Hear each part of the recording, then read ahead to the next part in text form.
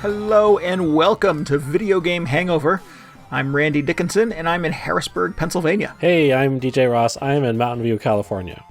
Each week on Video Game Hangover, we talk about the games that have been keeping us up at night.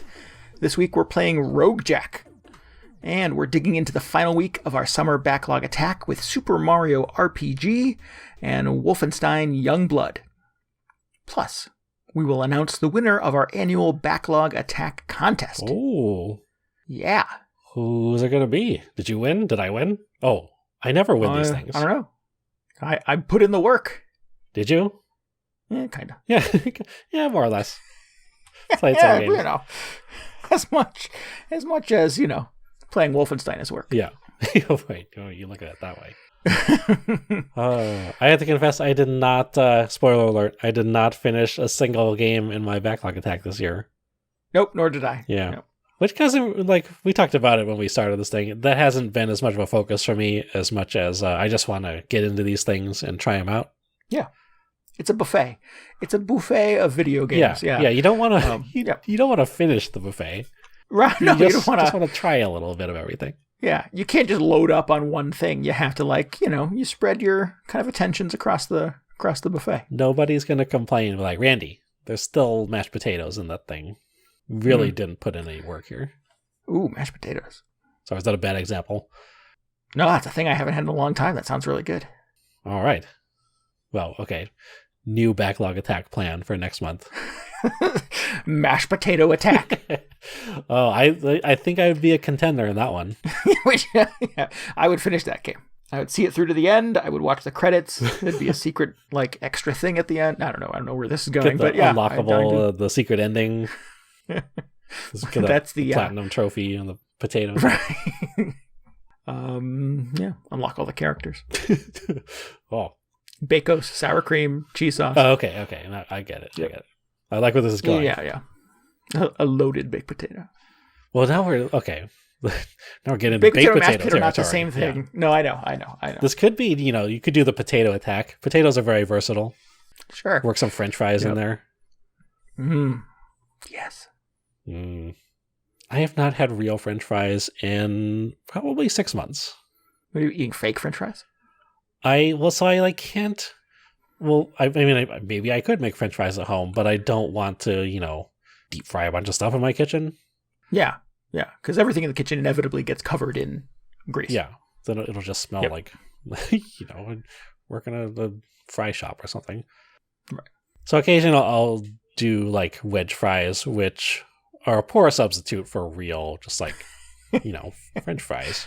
But they're easy and I can handle it, and it's not a mess. Sure. Okay, I'm with you. Absolutely. I mean, I don't feel great about it.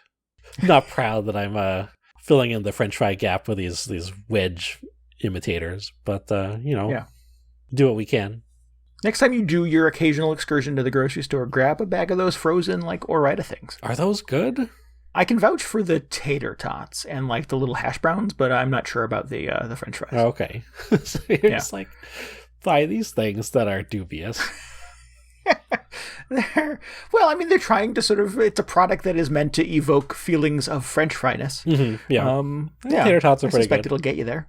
Yeah. Maybe I will. I prefer like toaster oven tater tots.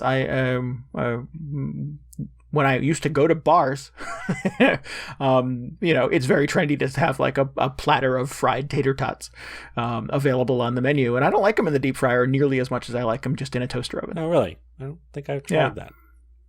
It's like a texture thing. Actually, no, don't throw them in the oven. That's the same. Yeah, I don't really fry anything or deep fry anything at home. Yeah, I think you put them in the deep fryer, the tater tot is just like, it's all crunchy potato. And if you get them in like a oven or a toaster oven, they're crunchy on the outside and kind of creamy still on the inside. And that's what I want from a tot. Yeah. You got a little texture in there. Exactly. Yeah. It really enhances the mouthfeel. That's a horrible Really, word. no, I hate I that can't word. stand it. I hate myself for saying that. Let's move on to other things. Oh, you're playing any good video games lately? Should we Not a one. not a single one, just potatoes. Should we when should we reveal the winner of this backlog thing? Should we make them wait for it? I don't know. You want to front load the show with that and get into everything else afterwards, or you want to make people wait for it, DJ? I feel like maybe we, it's been a long month. Maybe just a little while longer. They can wait it out a little Hold bit. out for another 30 minutes or so. Yeah. Stay tuned. Yeah. All right, cool. Excellent. We'll get to that. Got to give them something to look forward to. Nobody wants to hear about Super Mario RPG. I do. I'm curious. Okay. Well, good thing you're here then. You come to the right place. Let's start with RogueJack, though. This is a fun little game that I read something about on the internet and went, cool, let's play this. Mm-hmm. That's usually imagine how it goes. That's generally how this goes. Yeah, I see a tweet and I'm like, DJ, play this game. So yeah, RogueJack. It is a little. We're playing it on mobile. I'm playing it on Android. DJ's playing on iOS. It is also on Steam. It's a little dungeon crawler adventure type game that looks like an old school. What does it look like? Kind of an old school, like a Game & Watch kind of. Well, it looks like Rogue. I mean, wait, I'm pretty sure it does. I was just thinking, like, out of all, roguelike gets thrown around a lot lately. But they're all, like, that term was just referring back to the original. There's a game called Rogue, which was, now I'm regretting bringing this up because I don't actually know what it looks like. But all of the very, I've played older games before the whole roguelike phenomenon started that were billed as being kind of inspired by Rogue. And they have all just been these very, like, tile-based random dungeon crawlers. Oh. See, here's my confession now, that all the time that I've heard the phrase roguelike or roguelite, I didn't actually realize that there was a game called Rogue that referred to. Oh, what did you imagine was why they were called that? Well, it sort of describes the mechanic of a game that kind of has permadeath, right? It's a game where you progress to a certain degree of roguelike, and you die, and you don't sort of like, your character doesn't start over at the most recent save or anything like that. You go back to the beginning, taking the knowledge that you've acquired up to that point, and it's supposed to make you a better player, and you try again. So I think I thought sort of like that kind of cycle of death made it roguish. Oh, okay. That's fun. Yeah, but I didn't actually know that it referred to a video game called Rogue. Oh, no, way back in the day. Oh. And while you were saying that, I've done some just whirlwind research. The original version was like one of those games that's like text-based, but not, they kind of use like ASCII graphics, it has like visuals, but they're all made out of text, if that makes sense. Well, it's a very old game then, yeah. Yeah. But I remember playing games that were, random dungeon crawlers like this, like RogueJack, or perhaps Gauntlet or something. Gauntlet, not really a dungeon crawler, but same kind of visual style. Yeah. And they're all just you as a little 8-bit chunky-looking pixel guy wandering around these random dungeons and occasionally opening treasure chests and drinking potions and fighting monsters that show up trying to find the stairs down to the next level. Right. And the hook with RogueJack is that when you do encounter an enemy or another monster, your combat with them is blackjack. Yes, which actually works better than it sounds. I mean, it sounds a little ridiculous. Yeah. I'm not a good gambler. I'm frequently overwhelmed by casinos because I'm not good at most of the games. I don't quite understand what's happening at roulette or any of the other. Like, I'm not good at poker. I certainly don't get Texas Hold'em or anything like that. So I tend to stick with the slots. Or if there is a video blackjack machine, I will play that because I get blackjack. You gotta. Like blackjack is pretty. I feel like anybody can play that. Yeah, you could sort of write the directions for it. Like, on a Post-it note, and it would be pretty understandable for any player. Yeah, I mean it's pretty much just a flow chart. Right. If this, then that. Yeah. So you're trying to get to 21 by having cards dealt to you, and the standoff between you and the other and the villain, the monster in the game, is who has the higher score, who gets closer to 21 without going over and busting. And you can do that a number of times before your character inevitably dies and goes back to the beginning of the dungeon and has to do it all over again. Yeah. Yep. So yeah. I've read it is a very light portable game. I've had a good time with it though. I think I'm sort of enamored with the kind of lo-fi graphics of it and the kind of minimalist package. It doesn't do a lot. There are, a few pickups. There's a couple different types of monsters. Each monster has kind of a different play style. It'll give you a little card that explains to you, like, skeletons always, hit on 16 and stuff like that. So it tells you, like, kind of the play style of enemies in the game, and you go from there, and you just go room to room to room, hoping to stay alive. You have very few hit points, so you cannot lose at blackjack a lot and expect to stay in the game. So you do have to kind of power up when you can. You have to play a little more conservatively, and remember sort of the tricks of the enemies that you're playing against. There's ones that you get advantages by sort of selecting different character classes, where you can kind of see half the cards that are being dealt to your enemy and things like that. So those are fun little advantages that help you make smarter choices about when you should hit and when you should stay. After the first couple rounds of this, I was almost ready to write this thing off. I was like, this is stupid. Like, just playing blackjack, how interesting could this be? But as soon as I started to run into different character classes, or occasionally you'll pick up weapons or equipment that have different little attributes on them that affect how you play or how the cards are dealt or revealed to you, I was just like, oh, actually, this is a little clever. This is a fun little spin on it. So it's not just playing straight up blackjack the entire time, which is probably would have gone insane. There's still some kind of like RPG stuff in it. So it's not like it's not a card game disguised as a dungeon crawler. It's still very much kind of a dungeon crawler RPG that has kind of card game mechanics in it. Mm-hmm. And it's not collectible card game like Slay the Spire is. It is a straight up card game, like you would play in a casino. Right. Except sometimes you can peek at the cards. Right. Which they frown upon at the casino. Yeah, you should do that. It reminds me, there was like some other game that it was kind of a mashup like this, where it was one genre that used the rules from I want to say like a tabletop game or some kind of parlor game, and I had the same reaction where I just felt like it was going to be just, you see a couple rounds of the game played out and you just feel like you get it, like, oh, you're okay, they're just playing blackjack, that's fine, I've played blackjack. But then they just add some feature that lets you completely alter the way you play the game, or you go, oh, okay, there's actually a lot more going on here, and it's fun that they let you break the rules a little bit. Right. I can't remember what that game was. I feel like I want to say it was that like derby racing game that also had like a deck of cards in it. Remember that 3DS game? Oh, yes. It was I cannot for the life of me remember what that game was called, but it was like it was a horse racing game, but you had to play solitaire. Horses. And there's some weird form of solitaire happening at the same time. And it was the same, oddly enough, it was the same devs that make the Pokemon games. Oh, that's right.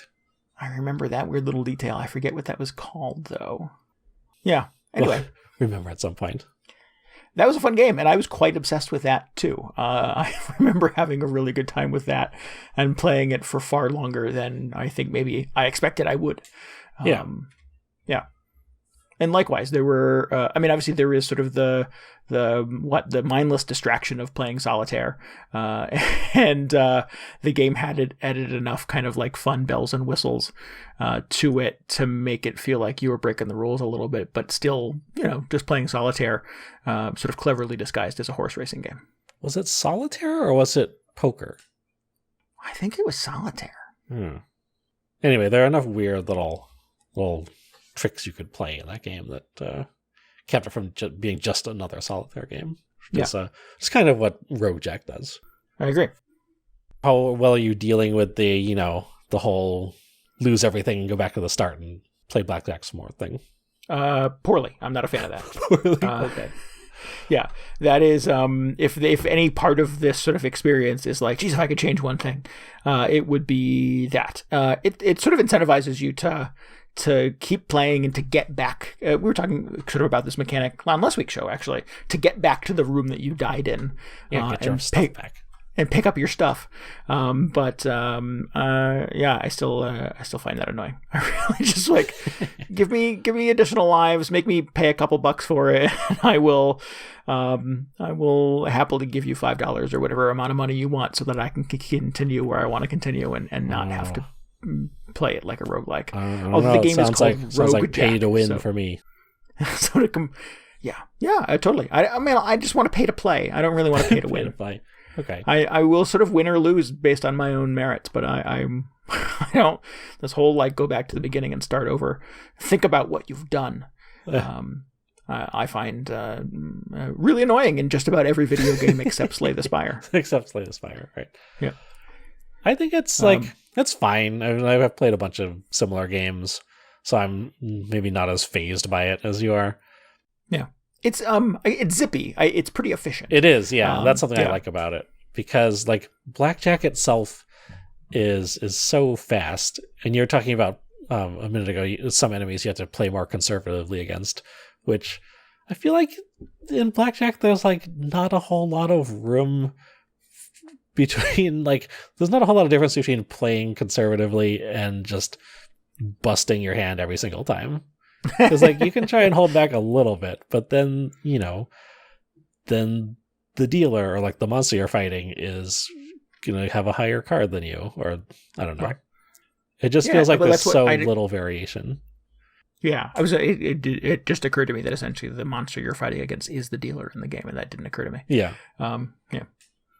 Maybe that's the final boss. Is the dealer comes in and you have to take him out. I like the leanness of that, though. I think that works in the game. I think again, if there's anything about it being a roguelike that makes me feel less bad about having to start over at the beginning after playing room after room after room, is that it's not a ton of friction. You're not getting into prolonged battles that take you 45 minutes and then getting wiped out and having to start over. It doesn't feel like a massive time investment to get 5 or 6 rooms in and then get a couple of bad hands and then run back to the beginning. So yeah, when I say it's sort of zippy, it's sort of efficient in that way. I like that it doesn't feel necessarily too punishing to have to scrub back to the beginning and try again. Yeah. I kind of think about it as, it's a little bit of a time waster. I'm not really invested on getting to the end of this thing, if that even is possible. I just take a few minutes away from Golf on Mars and play some blackjack instead. And if I get killed a few floors in and have to restart, then it's not a huge deal. Right. I do really like the fact that it changes your character class pretty frequently. Is it every time you level up or something like that? Is it a level thing or is it a pickup? It might be a little bit of both. But that's something I really enjoy, because it kind of forces you to adopt all these different playstyles, or adjust to all of these playstyles. So you start out just by playing a pretty straightforward game of blackjack, but then if you turn into one certain class, then you can maybe you're dealt 2 cards and you can see one of them, or I think at one point I was being dealt 3 cards. Yes, but, I got that too. I forget what the twist was there. And I thought, like I was saying, it's just another little interesting spin on the kind of traditional blackjack game. Right. To the point where, at that point when I died, I had to go restart. I was kind of sad that I didn't have those 2 extra cards anymore. So I was looking for the job change station, or however they manage it. Yeah. Yeah, being able to see one of the enemy, the monster's cards was super helpful. I forget what class that was. I had briefly, and then And then, yeah, like you said, I leveled to the next thing and changed classes, or picked up an item and changed classes, and I was like, oh no, I don't have that anymore. Yeah. But that, again, it kind of keeps you on your toes. It makes it feel a little fresher, a little new. Yeah, and that's kind of like an or maybe not unspoken, but kind of underrated aspect of a lot of roguelike games, I think. It's just a lot of times the moment-to-moment gameplay changes quite a bit because you're either switching weapons or like the map or the enemies are changing. It's another one of those things where it sounds cliche, but no two playthroughs are ever exactly the same just because of all these variables they throw at you. Right, which makes it, kind of ideal for bite-sized kind of mobile sessions. Yeah. Cool. So I'm happy to report that the game that you and I were trying to think of for the 3DS is called Pocket Card Jockey. That's it. And that is a very fun game. I would recommend that as well if anyone is looking for more, games disguised as other games, and can confirm that it is in fact solitaire that you're playing combined with horse racing and racing. Nice. Yeah. I think that actually came out. It didn't stay on 3DS. It came out for phones at some point, I think. Oh, really? That makes sense. Maybe I shouldn't say that because it's entirely possible that it came out for phones and then just no longer works in any current phones. That was feels like it might have been a while ago. All of the search results I'm finding say Nintendo, so I'm not sure if it's living anywhere else right now. But yeah, check out. Would recommend checking out RogueJack. It is only, I feel it's free to play with ads, or you can get the whole shebang for $2, I believe. Yeah, I think I bought that thing. I did as well. Yeah, not bad. Yeah, it's fun. Pleasantly surprised. Me too. I agree. I'm glad it's not just playing blackjack in a dungeon. Yeah, it sounds like the lighting would be bad and it would just be painful. Wait, did you run into a chicken yet? Did I run into a chicken? Yes. Yeah. Okay. Yeah, I like the chickens. Do you like the chickens? Their conceit is something like they don't draw cards or something. Oh, they just have a very passive play style because the idea, I think, is you track them down and you eat them to recover your health. Right. So they're just kind of like power up items. And they don't actually know how to play blackjack, but I just think it's funny that they're like, lore-wise, you're in a dungeon and you're facing off against a chicken who has all these playing cards in front of them and they have no idea what to do with them. Yes. I thought it was funny. Anyway, good recommendation. Yeah. Thanks. Thank you, whoever on Twitter mentioned this. Yeah. Don't play a lot of card games, or at least not like traditional, 4 suits of whatever, just traditional card games. Yeah.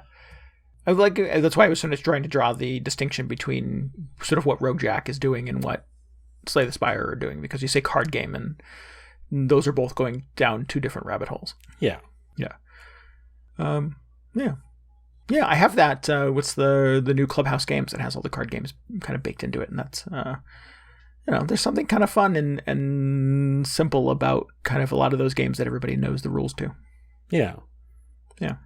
Every time one of those comes out, whether it's Clubhouse Games or some other similar collection, I just think to myself, like, okay, this is the time I'm going to learn how to play like Bridge or Rummy or Hearts and actually remember how to play it by the time the next one of these rolls around. But I just never managed to retain that. I don't know what it is. I grew up with a parent who was good at all of those, and we always had all of those games kind of in the game closet in the house. So whenever we had kind of a family, or generally an impromptu family game night or something like that, my dad was really good at knowing his way around all of those games. Yeah. But yeah, I've not retained any of that into adulthood, like you said. Yeah. Sarah, my girlfriend, plays Spider Solitaire on her laptop sometimes, and even that I'm just sort of like, what are you doing? I don't understand this at all. Just totally confused by what's happening on her screen. So. Oh man, for the longest time, aside from just like Klondike Solitaire, I would play Pyramid Solitaire.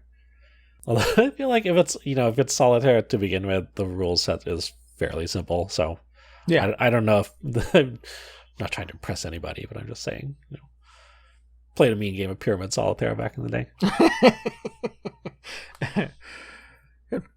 Almost entirely luck, but I'll take it. Yeah. Excellent. So yeah, RogueJack. Maybe check it out. Yeah. All right. What else? What is the final game of the Backlog Attack for you? My final backlog game was Wolfenstein Youngblood. Oh, that's right. This is the most recent Wolfenstein game. It is kind of a side story. It's not like a sort of a mainline BJ Blazkowicz Wolfenstein game. Since the series was rebooted a couple of years ago, there have been a couple of really, really good games. The first kind of reboot is really good. Wolfenstein 2, The New Colossus, is awesome. It's so good.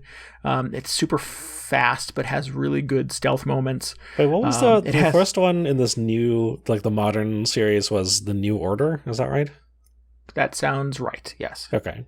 For some reason I was like reading about there was like a thread on these recently, and I'm just amazed at how many have managed to sneak out over the last like I don't know 5 or 6 years, and I just never got around to playing any of them. Well, because they do seem to kind of make like the big game, the big Wolfenstein kind of mainline game, and then there seems to be a couple of like accessory games that kind of come with it, because there was like The New Order, and then they did like a side story. I think it was called like The Old Order or something like that. And so they do these little bite-sized kind of interstitial games that get you to the next one. Yeah. But the New Colossus was like a full-fledged, like, that was one of the big ones? Correct, yeah. Okay. Yeah, and that is by far my favorite. I think it does what Wolfenstein does the best, in that it's super fast, kind of like Doom style. Like, you're not like hiding behind boxes shooting at enemies. It's not a cover-based shooter. It is a run and gun kind of affair. Oh. But it does have kind of moments of really fun and satisfying stealth, where you're trying to sort of like ferret off groups of enemies into little clusters so that you can kind of take them down one by one. And the takedown animations are pretty satisfying and fun too. And it generally sort of like peopled by a very kind of eccentric cast of characters and enemies that chew a lot of scenery. And generally you run into some like just batshit bonkers kind of like, you know, robotic Nazi monsters and things like that. So there's a lot of crazy stuff going on. And I think The New Colossus kind of got all of that sort of delicate balance of craziness just right. Oh, I should check that out. Yeah, I would recommend them. I think they're fun. It's not the kind of shooter that I generally play so much anymore. I did not care for the new Doom game. I thought it was, I don't know. I know you loved it, and this will be a point of contention perhaps between you and I, but I didn't have fun playing it. How? Okay, well, let's not get into that, because that's going to be the rest of the show. Let's not unpack that. No, we'll save that for another episode. So, but Wolfenstein. But yeah, okay, Wolfenstein. Yeah, I mean, obviously, there's something very satisfying about killing Nazis in any form of media. I think that's something we can all agree on. Right, absolutely. Love it. And when, you know, they're, it's sort of Nazis of the Hellboy realm, where they're just like sputtering, ridiculous kind of caricatures of you know, mad scientists and things like that. And it's just a goofy good time. And when they die by your hand, it's especially satisfying. Was New Colossus the one that came out around, you know, like a few years ago, and they like really leaned into the killing Nazis angle in their marketing campaign? Was that the same one? That sounds like the one. Yeah, I believe you're right. All right. Yep. Killing Nazis, you know, well, at the very least, sort of, you know, punching Nazis. Yeah, became, you know, they really ran with it, which so respect. Trendy again. Yeah. But yeah, I mean, Wolfenstein was beating the snot out of Nazis before it was cool. Right. Well, I don't know what that means. That's a stupid thing to say. I apologize. But, don't think too hard about it. Yeah. Yes. Don't at me because I'm just talking. But yeah, so that is basically my advertisement for playing the mainline BJ Blazkowicz starring Wolfenstein games. What Youngblood is one of those kind of like side games. It's one of those interstitial other things. And in it, BJ is missing. And his twin daughters, venture out of the Blazkowicz compound for the first time to find their dad. Awesome. And they are twins, twin girls, and they are really annoying. Oh no, no. Yeah. Oh, you're killing me. I thought this is such an awesome premise for a game. It should be. It absolutely should be. Like, this should be fast. It should be fun.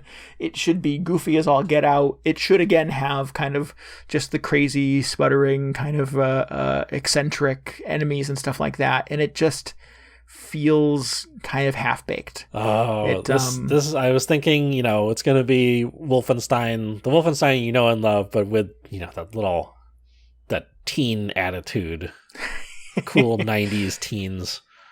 Yeah. Well, I guess maybe not at this point. I don't know what the cool teen archetype is. Well, it takes place in the 80s, so it is... nice. They are teenagers in the 80s. On track. Yeah. Yep. So one of the things that I admire is that anytime there is a radio or a boombox or something like that in the game, it is playing some cool piece of, like, 80s European kind of synthy pop music, and not well, geez, probably 3 times have I held my phone up to it to try to figure out what the song is, because I like the music in it so much more than I do like actually playing the game.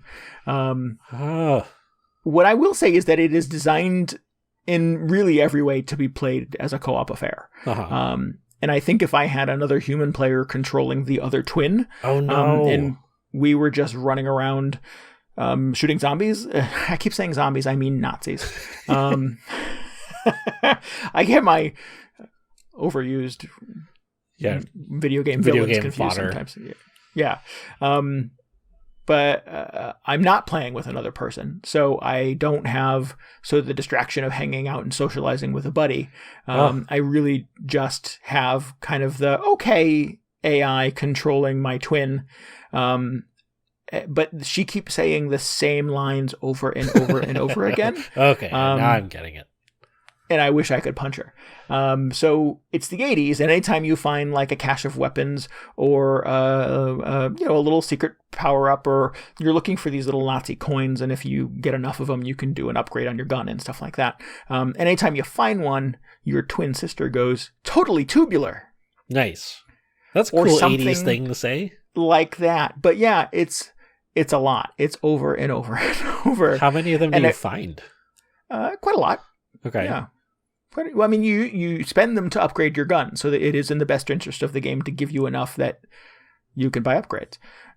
So they're pretty frequent.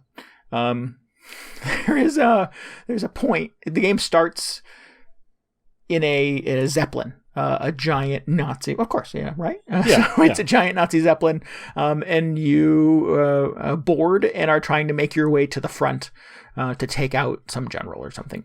And you make your way room to room, layer to layer, level to level, and there was a choke point. There was a point at which, like, I knew I had to, like, get past something, because I could see the little icon where my next objective was just beyond this wall that I was in, and there were doors in it, and I couldn't figure out how to unlock the doors. Maybe I missed a key, and I went back to, like, look for something I missed that I picked up, and she kept telling me, like, I don't even remember what the line is. You would think I would have it burned in my brain, but she kept saying, we need to move forward, or something like that. And I'm like, oh my God, stop saying it. I know we have to move forward, but you're not helping. Yeah, and it turned out what the solution was in that scenario was I just had to double jump over the wall. Oh, but naturally. At no point up to that point had the game explained to me that I had a double jump. Oh, that must have been so exciting for you. I was like, you motherfucker. So I just spent the last 40 minutes running back and forth on this Zeppelin trying to figure out what I had missed, looking in every dark corner. And I really just had to jump twice to get over it. God, imagine if you just got up tomorrow and Sarah or somebody was like, hey, Randy, you can double jump. You're like, what? What? This whole time? I had no idea. Yeah, I'm not a big jumper. I can't remember the last time I actually jumped. But, no, yeah, that's true. Don't do a lot of jumping. I think it would be super surprising to find out that I could double jump. It'd be amazing, though. Just think of all the high places you could get to now. So yeah, maybe I'm underselling how exciting it is to double jump, but But yeah, it was stupid. I mean, why put a locked I door in mean, front I would of be me? a little resentful if I learned that after having to listen to the constant looped NPC dialogue for like 10 Correct. or 15 minutes. Yeah. I think what was I playing recently? It was like, I think maybe that happened a lot in Deus Ex. I was just like, yes, I heard you the first time. Oh no, yes, that was it. I was supposed to go to talk to my boss or meet somebody in my office, and it was like, Adam Jetson, please report to your office. Just every 15 seconds. Like I'm on my way. Just calm down. Well, how have we advanced to this point in sort of video game history? And that is still a problem in video games. Well, I was gonna say Deus Ex is a much older game than this thing, right? This is only a few years old. Right. Maybe I don't know. Maybe some people just love it. They're just like, oh, that line reading was so good. I just want to listen to that forever. Just want to play it over and over. Yeah. It doesn't help, and I say this cautiously, that the two sisters have the most like contrived Texan Southern twang to their voice. Wait, BJ Blazkowicz is from Texas? I don't know if he's from Texas, but his daughters are Texan. Interesting. Okay. Yeah. And they say like these little, like, what do they call them? These little colloquialisms. Mm-hmm.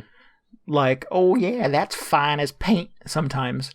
Or things like that. When they like get an unlock or kill an enemy. And I'm like, oh God, I hate you both. That's a little surprising. Yeah. I missed that bit of the lore, I guess, where his daughters have Texas accents. I don't know. I'm not sure. But yeah. I mean, he does not, right? I imagine he sounds like, a big, beefy kind of German dude. Or what is he, like Polish? Yes, I believe the canon in this is that he's Polish, yeah. Okay. Yeah. Yeah. Yeah, I mean, in addition to all of that, like, it just doesn't feel very colorful. It feels like the enemies are sort of barely trying. Like, the AI is not super smart. There have not been really any kind of occasions to do any of the fun, sneaky, stealthy kind of stuff that I've liked about the Wolfenstein games. You get, like, from the jump, you get the ability to, like, cloak and go invisible. But so far, it has not given me really a lot of scenarios where that has even come in handy. Yeah, I don't know. It just feels half-assed. It just feels half-baked. It feels like half a Wolfenstein game. Huh. That's disappointing. Yeah. You'd think it would be like twice a Wolfenstein game. I think maybe playing it sort of coming off of Borderlands 3 is a bit of a disadvantage for it as well, because that game, other than sort of the periods I complained about where we just stand around and stare at menus, like the minute-to-minute in that is generally pretty zippy and pretty like fast. And to not have a co-op player in Youngblood to like converse with and have fun with while we're zipping around the Zeppelin killing Nazis maybe takes some of the excitement and fun out of the experience. Well, that's too bad. Yeah. Man, I remember when this came out, I remember seeing that it reviewed lower than the previous Wolfenstein games, actually like significantly lower. And I saw that and I was just like, oh, is this because it's two women headlining a Wolfenstein game? Is that what's going on? Is this just getting review bombed? So I guess I'm, on some level, I'm like relieved to hear that maybe that's not the entirely what was going on. Yeah. Huh. I don't dislike it because it has women in it. Okay, no, I wasn't saying that by any means. I'm sure, Yeah, I want to be clear on that for our listeners, though. It's, yeah, it just is not the best sort of, the best example of what you can do with the Wolfenstein cocktail. I was so excited when they revealed this. They're like, oh yeah, BJ is out of the picture. You're going to be playing as his twin daughters. So like, that is awesome. They should just they should get their own game. That sounds great. So it's so disappointing to hear. Yeah, I don't know. I think I have to assume some writer or some developer or some panel of experts somewhere thought, I have a great idea. Let's turn the whole series over to his twin daughters for this game. It'll be a co-op game. Wolfenstein games are generally the Doom ones as well, pretty much kind of single player solitary experiences. Mm-hmm. So yeah, it was kind of fun to go down a different road, but I just some of the magic from the previous Wolfenstein games that made them so kind of fun and surprising is not present in this at all. So yeah. So my backlog attack for the summer has been a bit of a mixed bag. I've played 4 games. I've really kind of liked 2 of them. I liked Borderlands, and I liked Knights and Bikes quite a bit. And 2 I kind of regret the time I spent with. So Thimbleweed Park and Wolfenstein Youngblood have feel like just sort of a big waste of my time. Well, you're done. You don't have to go back to either of those again. Right, exactly. So did you ever try and go back and play Thimbleweed with a hint book or walkthrough? I didn't. Hint book. Listen to me. What is that, Grandpa? That's what they used to call them. I got the Space Quest hint book. No, I did not. No, if I were to go back, and I want to go back to play anything, I would do Knights and Bikes probably more than anything else. Okay, yeah. I would like to see the end of that. And I've had trouble sort of scheduling gameplay sessions with my co-op partner on Borderlands 3. But I would go back to that as well. And those games are fun. Oh, well, I was going to say, maybe you could rope him into playing some Wolfenstein Youngblood if you didn't just, trash it for the last 20 minutes. I didn't. Yeah, exactly. Come play this horrible game with me. Yeah. Yeah. Oh, well. Well, that's too bad. Horrible is the right word, but yeah. It's all right. Anyway. Play Wolfenstein the New Colossus. That's the good one. Okay. What about the New Order? Is that worth playing? That's good too, yeah. Absolutely. Okay. Yeah. I know you like playing stuff in order. Well, I was like, I want to get on the ground floor in this new Wolfenstein series. I've actually never played any Wolfenstein game, really. I played... oh, really? The closest I probably came was I played a little bit of Quake Wars, which doesn't sound like Wolfenstein, but I thought there was some kind of through line. It was wasn't there a Wolfenstein enemy territory at some point? That I don't know. Okay. I thought it was Quake Wars enemy territory or something. I don't know. Weird, mid 2000s online shooter. Some overlap between kind of id and Bethesda. Yes, yeah. I'm sure at some point one of the developers of Quake Wars played a Wolfenstein game. There's the connection. Yeah. That I don't know. For me, it goes back to the Wolfenstein games. The original Xbox, there was a Wolfenstein kind of reboot. I've not played the old. I mean, this series is almost as old as the original Doom to a certain. Well, no, that's sense. What came before. Well, there was Wolfenstein 3D, and then the next one after that was Doom. Oh, really? So it predates Doom? Yeah. Oh, cool. Didn't know that. Man, I'm learning so much from you today, DJ. Oh, it's amazing, right? You had no idea. No, I never even played Wolfenstein 3D. I wonder if that is on Steam somewhere. But it sort of rebooted on the original Xbox. Not the Xbox One, but the original Xbox. Yeah. And it was, again, sort of this kind of fast-paced, goofy shooter where, you were being, set upon by werewolves and vampires and crazy things and huge monsters. And I'm like, this game is bonkers. I love it. And the new Wolfenstein games sort of get that, sort of see what sort of the appeal of sort of that batshit crazy kind of shooter is, and I dig it. We should go back and play Wolfenstein 3D. You can fight Mecha Hitler. Yeah. Oh, someday. Speaking of Mecha Hitler, I played some Super Mario RPG this week. Oh, good segue. Pretty flawless. Final game of my Backlog Attack. The whole idea is I played this game as a kid when it came out. I played it all the way up to the final boss and just never killed it. So I don't know why that was, because I was really into the game. So my goal this time, with this new playthrough 25 years later, is I want to finish it. And that has not happened yet, because it's a fairly lengthy game. It's a 90s Super Nintendo RPG. So I'm making my way through it, but I'm pleased to report that it's still pretty good. It holds up real well, which... It's been a long time since I went back and revisited just an RPG from this era, just straight up, really. Actually, no, I played a little bit of that Trials of Mana earlier, but I hadn't actually played that one before. So this is my first time just revisiting a previously experienced game. So what sort of stripe of RPG is it? Because I having not played this, I don't know if I sort of understand how you turn Mario into an RPG. Okay, well, this is a lot of this popped up at an interesting point in kind of like the RPG timeline and also the Mario timeline, because at this point, Mario was not the kind of jack of all trades plumber we know him to be today. He wasn't. I guess they had Mario Kart. They had one Mario Kart game when this came out. But there was like no Mario Party. There weren't any Mario sports games. He'd never been to the Olympics. It was really just like Super Mario Brothers. There were a couple weird like educational spin-offs. I don't know if you ever heard of like Mario is Missing. But No. For the most part, it was like, yeah, the Mario games, he would occasionally have like a cameo in like Punch-Out or Golf on the NES. But kind of just stuck in his own genre until this game rolls around. Developed by Square, not even Square Enix at that point. But they had just come off of, which is 1995. So this was right after Final Fantasy VI and maybe Chrono Trigger? I forget what year that came out.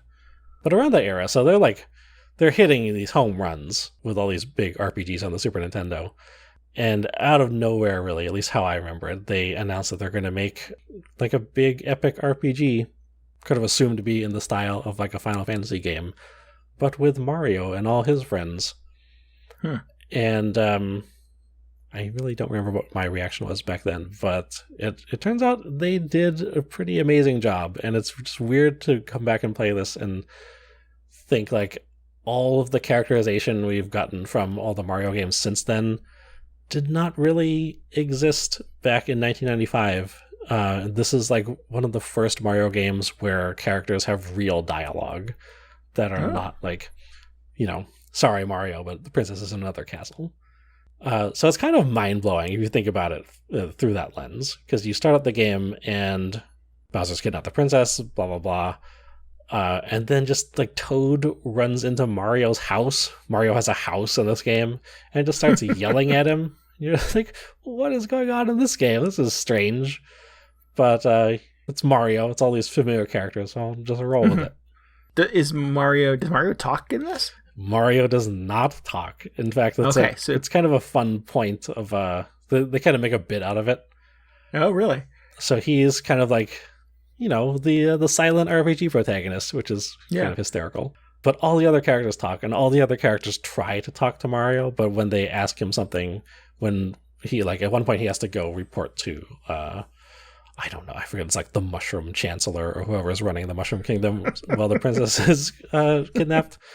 And he's like, oh, Mario, what happened at the castle? Tell me what happened. And Mario doesn't say anything, but he basically just does this round of charades in front of the Chancellor where he's like running and jumping around. And I think at one point he just transforms into Bowser to explain what happened, and everybody just kind of goes with it. So that's very funny. Yeah, it's creative, yeah. Yeah. Overall, the writing, I've been impressed, because I imagine going back and playing something like this, like if I had gone back and played the original like Final Fantasy VI, I don't remember the writing, like not the story, but the actual just line by line writing in the game to be incredible. It's certainly not as probably sophisticated as you would find in a modern Final Fantasy or just any modern console game. But all the dialogue in this is surprisingly sharp, and there are a lot of jokes that still work pretty well. And I'm just man, when did this come out? It has so much character.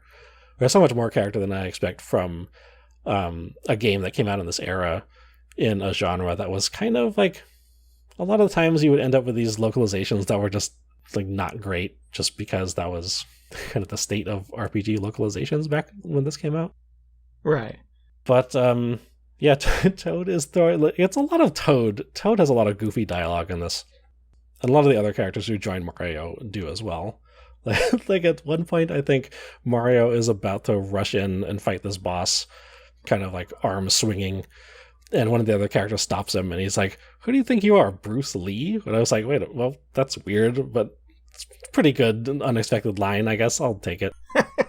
Very weird. Yeah, it's funny. So the story's pretty good. It's like, it starts out with a typical kind of, Bowser kidnapping the princess.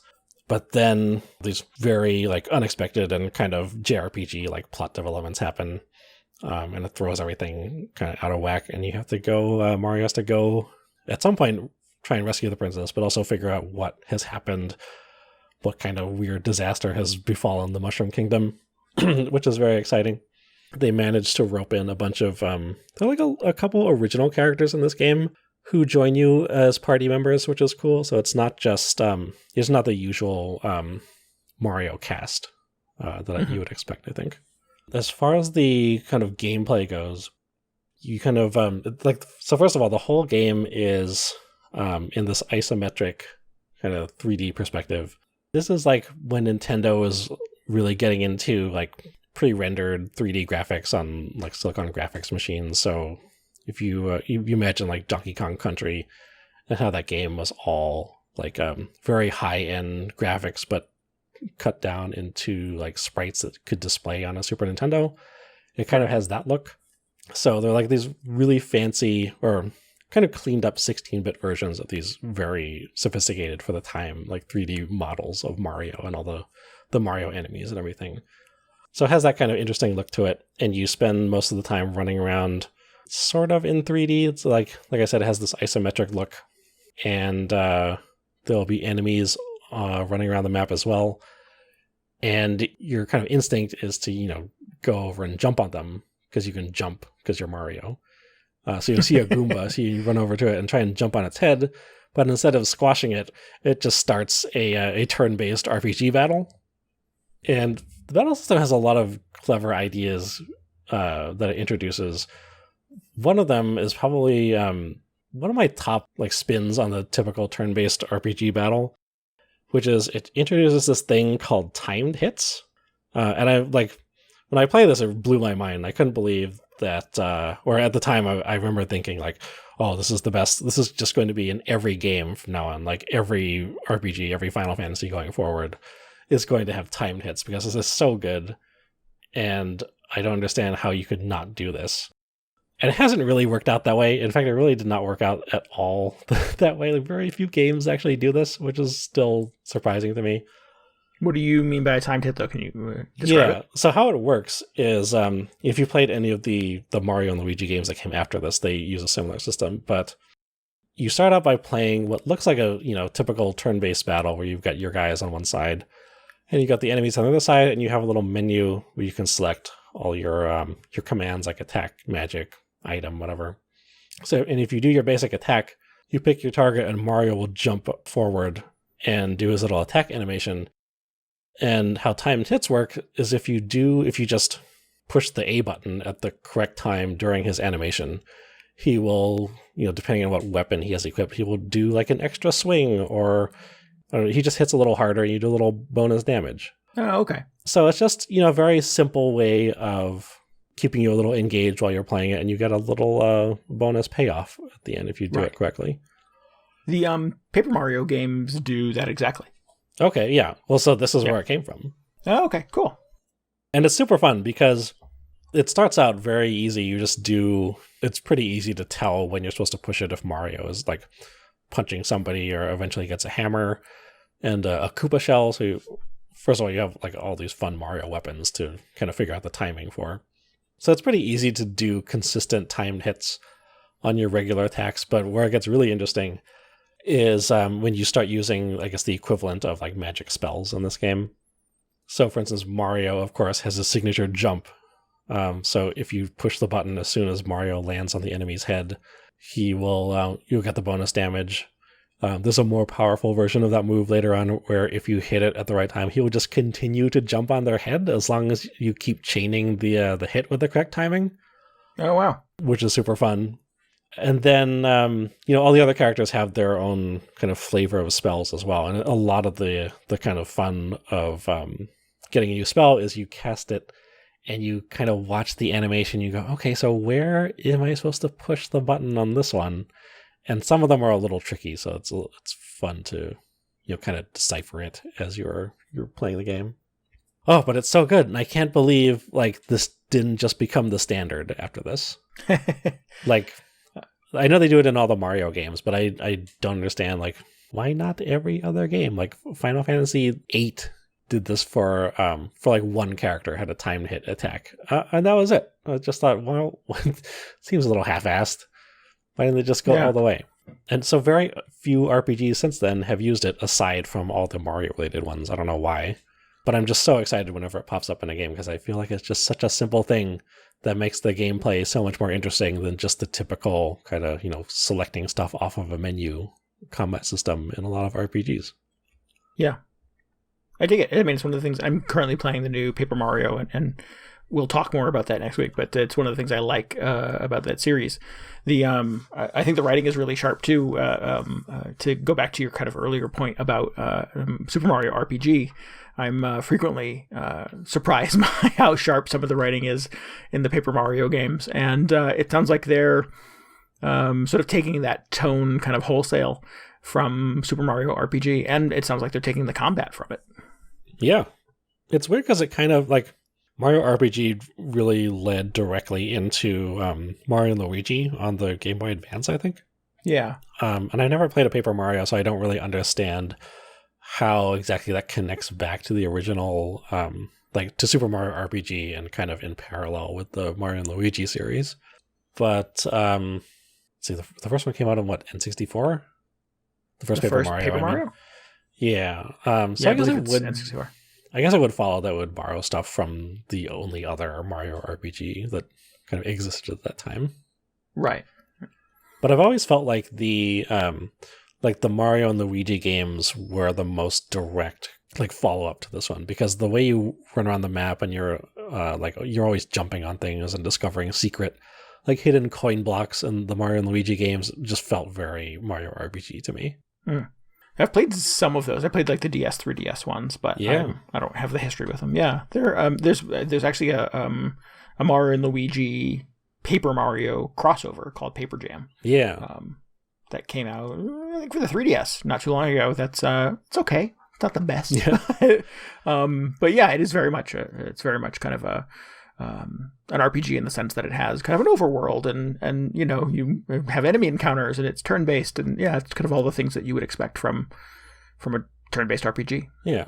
I remember the whichever one it was for the DS where you had the baby Mario and Luigi also as party members. I really liked, even though I really dislike baby Mario and Luigi as characters, but the fact that they now had 4 characters in every battle just meant that they went completely wild with the timed hit system. So like every single, or like not every single ability, but there are so many things you could do during a battle that would be like kicking a Koopa shell around between all 4 characters, and you have to push whatever corresponding button made sense for wherever the shell was going. It was a lot to manage, but it was super fun. Does it have timed blocking as well? When the enemy is attacking you, do you have to time the defense? I don't think it does, and if I was a little confused because it's sometimes hard to tell if maybe I'm just not hitting it at the right time or if it just doesn't exist at all. It's not there, yeah. I'm pretty sure it doesn't. Whereas the Mario and Luigi games eventually did have that. Is that correct? Does that sound right? Yes, Mario and Luigi has it, and the Paper Mario games do have it as well, yeah. Yeah, okay. So yeah. I'm fairly certain Super Mario RPG does not have it, or I'm just terrible at it. So, again, not entirely sure, but it's definitely present for a lot of the attacks, which is fun. There are also just a lot of weird things, like a lot of weird ideas that they introduce in the battle system that, I don't know, they just seem like they haven't resurfaced in a lot of other games. Like occasionally you'll defeat an enemy and a power-up will fly out of them that either restores your health to full or it like gives you an attack boost, or the most mind-blowing one is sometimes it'll just give you an extra turn, which is like, what? You never get just a free extra turn in a game. That's ridiculous. But that was something I completely forgot that was in this game. So it's kind of exciting to rediscover all of these things. Excellent. So I'm pretty happy with how well it is. It has held up so far, and I'm really enjoying making my way through it. I've got through a surprising amount of it so far, which is another just crazy surprise going back to games from this era. I guess I kind of observed that about the original Final Fantasy VII when I played that a few months ago, is that it's just so fast. I don't know what it is. It's like you don't get bogged down in all these lengthy conversations. There's no voice acting that you have to sit through. It's just like the plot just moves along very quickly. The dungeons are pretty concise as well, which is good. I think it's definitely making it easier to progress through this thing and get to the end. But cool. Man, I just remember it feeling so long back in the day playing this. I expected it to be something like 40 hours long, but I was looking it up on how long to beat, and it says it's more like 20. I thought, that's shorter than I was expecting, but that's fine. Still pretty substantial, yeah, absolutely. Yeah, and I like the fact that, it doesn't really dwell on like too long in one area at a time. It's just kind of Mario moving from one ridiculous kind of RPG plot contrivance to the next one. It's like, oh, now he's in a sewer, or now he's climbing this tower because they took the star piece at the top of the tower or whatever. And I don't know, it's a very refreshing thing to play a game where you're just not stuck in some town for like, oh, I've been here for 5 hours already. When are we going to the next area? Or how much longer are we going to be in the same dungeon fighting the same groups of enemies over and over? Excellent. That's great. Where are you playing it? Because according to Google, it's only on the Super Nintendo, the Wii, and the Wii U. That's a good question. I'm playing it on the Super NES Classic from a few years ago. Oh, cool. All right. Is that actually the name of this thing? I can never remember. But, like the small Super Nintendo that they put out. The little mini console, yeah. Yeah. And it's been, like, it's kind of the first time I spent a lot of time with this thing since it came out, which has also been fun.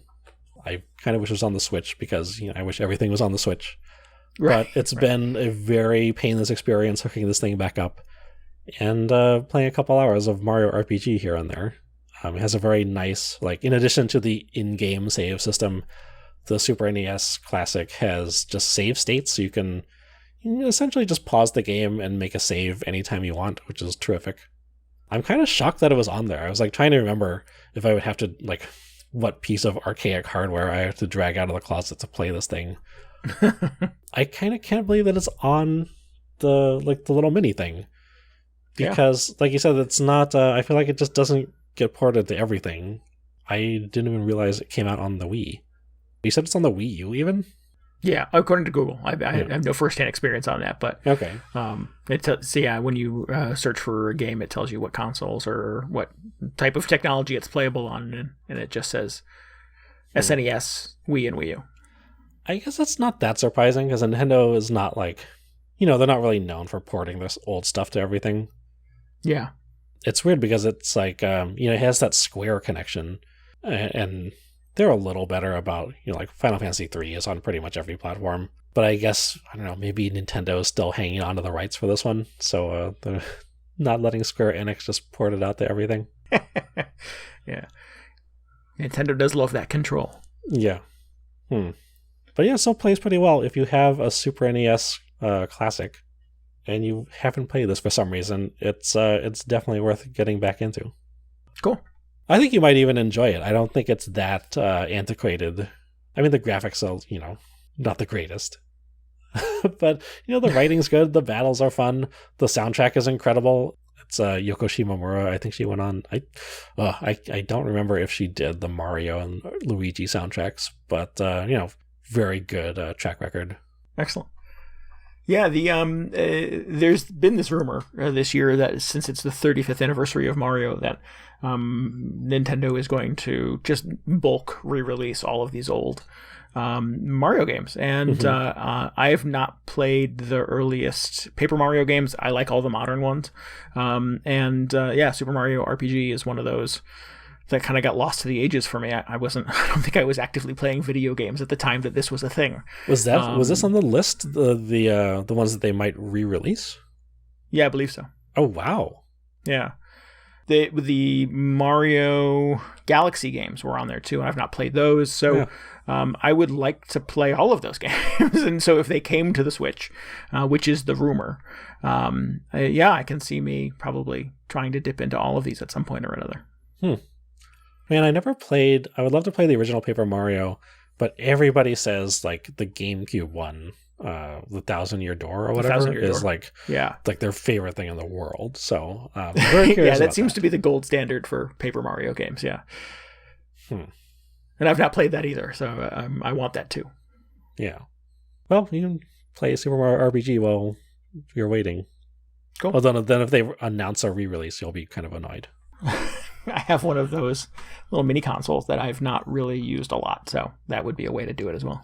Yeah, it's good. I found myself just wishing I could, playing a Nintendo game, I'll just drag it into bed and play a little bit because, that's what you can do with all Nintendo games. And I realized, I'd have to drag the little box and have a TV set up in there, and not very practical. Right. And the cables on those controllers are very short. I actually, when I still had this hooked up to my other TV, I got an extension cable for it, so it would reach to the couch because it's short. I'm not just sitting 3 feet in front of the TV like back in the day. So anyway, Super Mario RPG, still delightful. I'm very pleased. Looking forward to making it to the end this time. Yeah, I'm curious how that final boss battle's going to go. Yeah. Hopefully it won't be too painless. Or painful, yes. Hopefully it will be painless. That's what I'm saying. Right. I follow. Well, good. It sounds like you ended on a high note. Yeah. Speaking of a high note, we should announce the winners of our summer Backlog Attack contest. Yes, who is it? So our challenge, as it has been every summer since we've been doing this thing, is for the most impressive act of backloggery. Yes. So we have challenged the community year after year to play along with us, to update kind of social media channels, our blog, our Discord now this year, with sort of progress through your backlog. What else? You did a couple of really fun weekly challenges to sort of show proof that you were playing through some of your games. Yes. Yeah, and we got a ton of really, really good submissions. It's tough competition this year. Yeah, people really stepped up. We feel like the most impressive act of backloggery this summer belongs to Kiddo the Cat. Yay. From our Discord. Yeah, so congrats to Kiddo. That's fantastic. Yes, congratulations. Amazing showing. First year backlogger, but just completely ran away with it.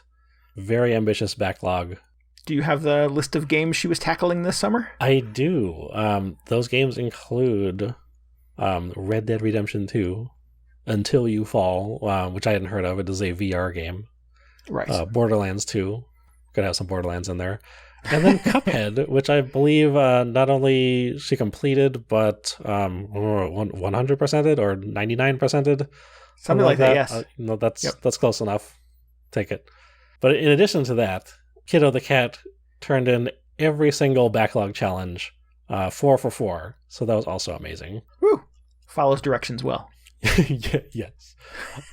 And I didn't even realize this. One of the challenges was to create, which is take like a photo mode screenshot of whatever game you're playing, and we had jokingly referred to it as, make an artsy Instagram post.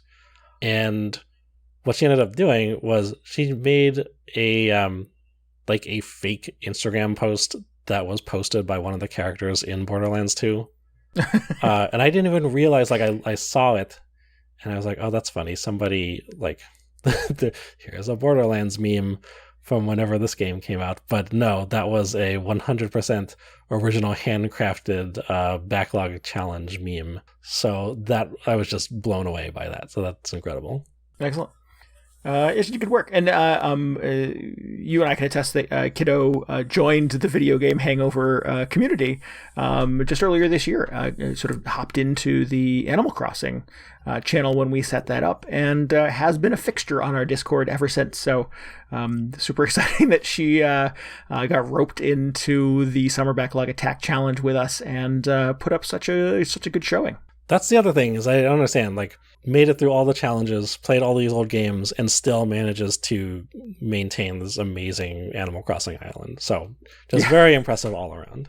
Yep. The kind of gamer we should all aspire to be. Right. Hey, my island's getting there. Maybe someday. Right. Yeah. Kiddos has been there since April 1st. So yeah. Got a ways to go. Yep, but Kiddo gets the Kiddo the cat gets the upcoming video game release of her choice. So we'll be in touch with her to sort out those details.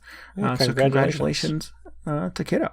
DG and I were so inspired by the awesome turnout and showing for this year's Backlog Attack that we actually are going to kick in a couple of second and third tier prizes for high level contributors as well. DJ, tell us who they are and what they've won. Those prizes are going to, on the Discord, Peters, and as always, well, not as always, that sounds like favoritism. Right. but once again, frequent Backlog Attack participant, Cube00. Yay! Cube won last year, so kudos to him for another impressive summer SmackDown. Yeah. And kudos to Peters, who, if you don't remember, very early on in the competition, just declared himself the grand prize winner, which I thought was a very bold strategy, but it appears to have some success. So, right. So good move. Talked himself into the top 2 at least. Yeah. So kudos to Peter and Cube00. We have a little prize cooked up for you guys as well. We want to send you guys a gift card for the video game eShop of your choice. Yes. So again, we'll be in touch with those guys to sort out the deets. Yes, and thanks to everybody for playing along this year. It's been amazing to see the strange, obscure games people dig up and kind of following along with everybody's progress. Yeah. I mean, I love having kind of the excuse every summer. The discipline, the forced discipline of this project every summer to be able to get through a couple of my old games. So it's exciting to see what other people kind of dig out of their collections as well. And we hope everybody made a little bit of progress. Yeah. Cool. So congrats.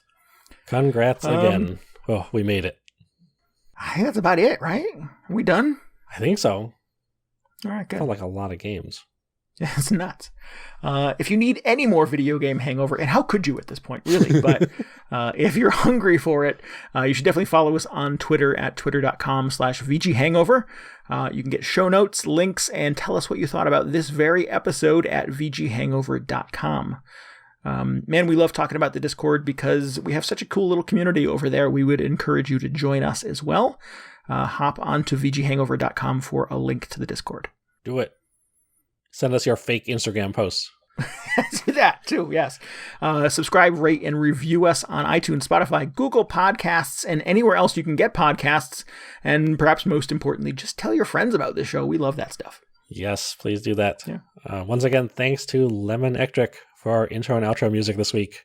If you want more of his music, you can go to lemonectric.bandcamp.com. Woo. All right, well, we will be back next week. No more backlog, just, regular old run-of-the-mill video games. I believe it was Kura in the Discord who says they're just working on their current log at this point. So, back to the current log, whatever that is. We're going to attack the current log, absolutely, yeah. So, we'll see you next week. Until then, this is Randy Dickinson. This is DJ Ross. Thanks for listening to Video Game Hangover. Goodbye. Good night. See ya.